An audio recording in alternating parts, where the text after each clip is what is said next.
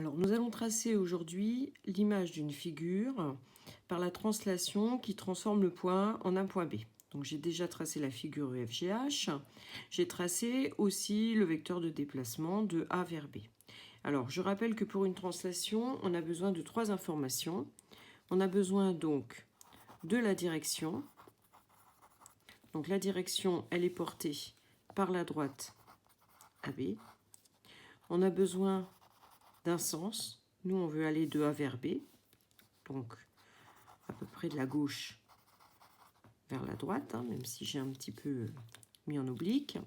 Et puis, d'une certaine longueur, la longueur va correspondre à la longueur AB. Et donc, pour mesurer cette longueur, on va utiliser le compas systématiquement.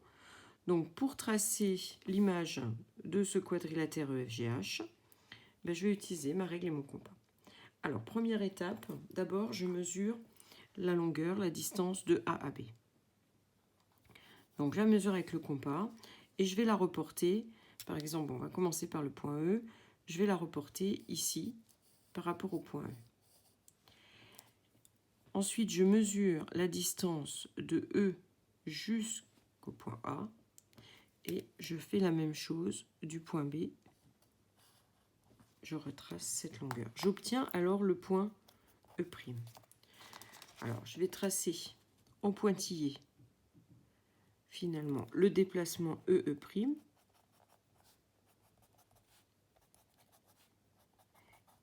Et si vous avez été attentif en 5e quand on vous demandait de tracer des parallélogrammes, vous allez voir que finalement, on obtient un parallélogramme qui s'appellerait EABE'.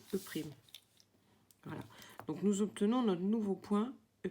Je vais refaire la même chose à partir de F, puis de G, puis de H. Donc première étape, je mesure la distance AB avec mon compas.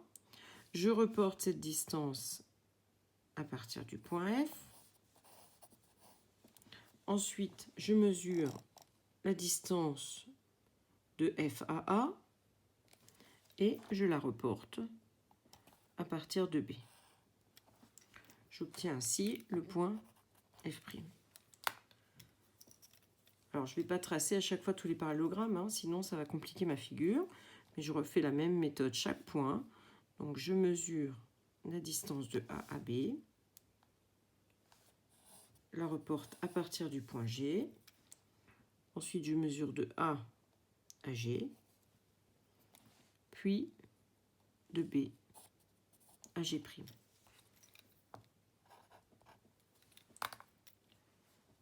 Une dernière fois, je mesure la longueur AB. Je la reporte à partir du point H. Ensuite, je mesure la distance du début de mon déplacement, donc de A à H. Et je la reporte du point B jusqu'à la fin de mon déplacement pour obtenir H'. Je vais donc pouvoir repasser en couleur le quadrilatère obtenu, donc qui va être un quadrilatère exactement de même nature, bien sûr. Donc,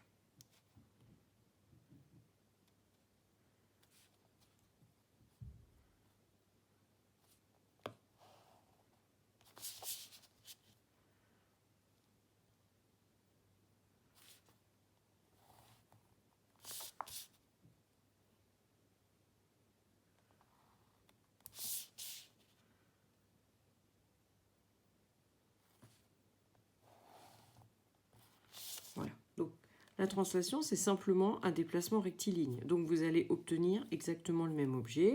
Je pourrais coder chaque segment à l'identique. Voilà.